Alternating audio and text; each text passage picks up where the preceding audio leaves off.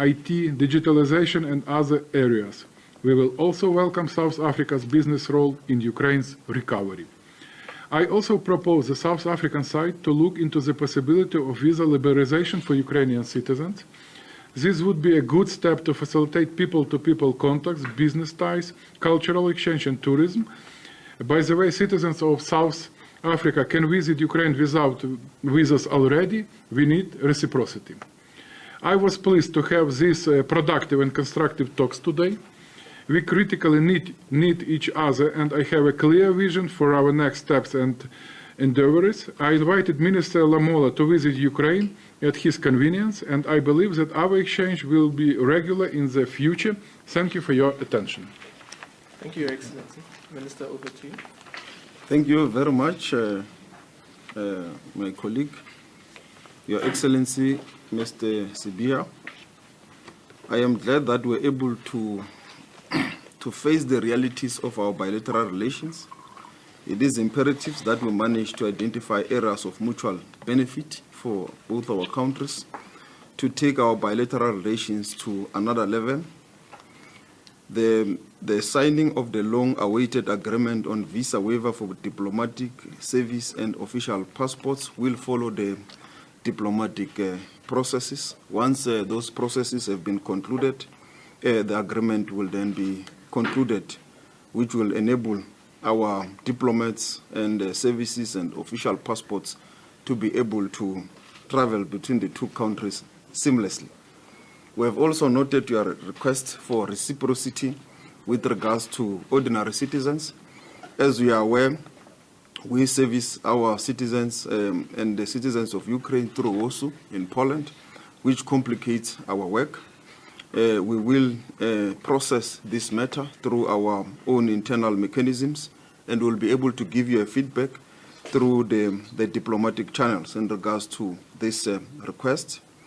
We deliberated on constraints to fragile international security, including but not limited to the current wars. And it gives me great pleasure and honor to learn that Ukraine wants peace as soon as possible. Mostly importantly, that you are willing and ready to engage with Russia in the next process of the peace formula, as suggested by South Africa, because we believe that in this conflict it's important that all the warring factions are on the table and they can be able to engage. They cannot only meet on the battlefield, because any peaceful resolution will come through diplomatic engagements and peaceful negotiations of the conflict that is currently ongoing. This is important that it happens so that we can find long-lasting peace in this ongoing conflict that has affected global supply chain, that has affected the supply of grain, food across the globe, and ourselves also being affected through the prices and other factors that impact on the supply of food across the globe. So it is in the interest of us and the people of the world that we see a peaceful resolution to this conflict. And we look forward to that engagement through the peace formula that will involve all the parties. We are also looking forward to continue our engagements with yourselves with regards to the Africa initiative that you are aware was led by our President Ramaphosa and other African leaders, with an aim also to persuade the parties to a negotiation platform and a table.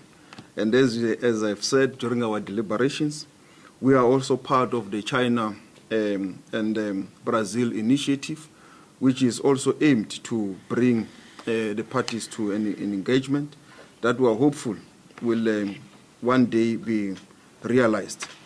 We also engaged on a number of conflicts that are raging in the African continent, in particular the Sahel, Sudan, which is South Africa. We are very concerned about the current humanitarian crisis, the maiming of innocent children and women, in particular in Sudan, which has been declared by the Red Cross, the largest humanitarian organization. SARA is one of the biggest humanitarian disasters the world has ever seen. We also continue to call for peace in Sudan and for cessation of hostilities in that conflict.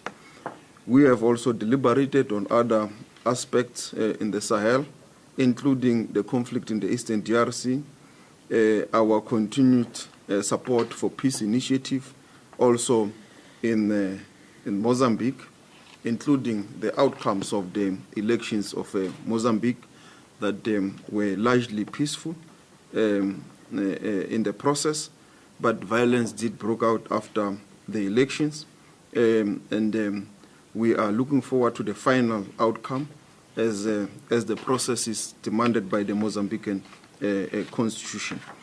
We also looking forward to allowing diplomatic processes that will enable the strengthening of bilateral trade between the two countries that will impact various areas of trade, digital transformation, agriculture, and many other fields of trade, including processes that will also continue to help with the skills gap that exists in our countries, which we can be able to exchange. This will be done through the diplomatic processes that allows for them to be processed.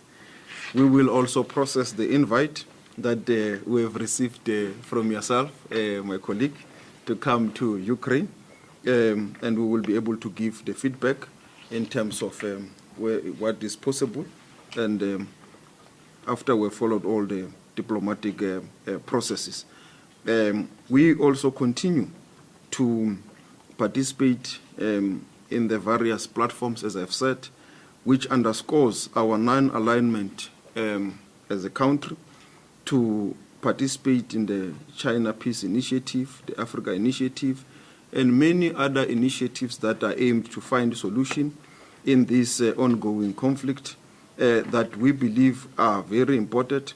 But we also continue to participate in many other initiatives, not only in this regard, including in the African continent and in many platforms that signals and shows our non-alignment stance as a country that is aimed to ensure that disputes are resolved through peaceful means and through negotiations across the globe, and that where conflicts do flare up, all the warring factions in the conflict should be encouraged to come to a negotiation table. And we have also encouraged this with regards to Sudan, that the parties must not only meet in the battlefield, there must be a channel of communication that is open, that enables them to engage on a number of issues, including to find a ceasefire in that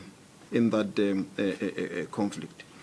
This is very important for the people of the globe, in line with the UN Charter. Thank you very much. Thank you, Your Excellencies. Colleagues, I'll now invite you for questions. I would encourage Your Excellencies to take out your pen, test if they work. And then just jot down the questions, and then we will then take them.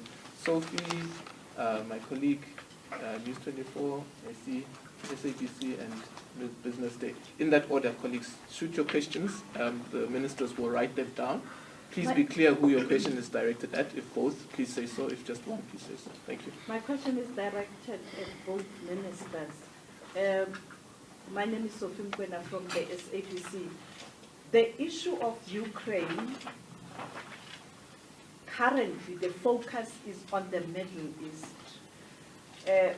Are you aggrieved as Ukraine that there's more focus on the Middle East? But secondly, what is the position of Ukraine in relation to the situation in the Middle East, you also being involved in a conflict? And the other question is on inviting Russia. What took so long for Ukraine to finally agree that, or understand and accept that when you want peace, both warring factions must be on the peace table? And Minister, in terms of clarifying the issue of the agreement on visas, which is bordering on the foreign policy. If you found this video informative, please like, subscribe, and hit the notification bell for more content like this. And as always, let us know your thoughts in the comments below. Until next time, stay informed and stay engaged.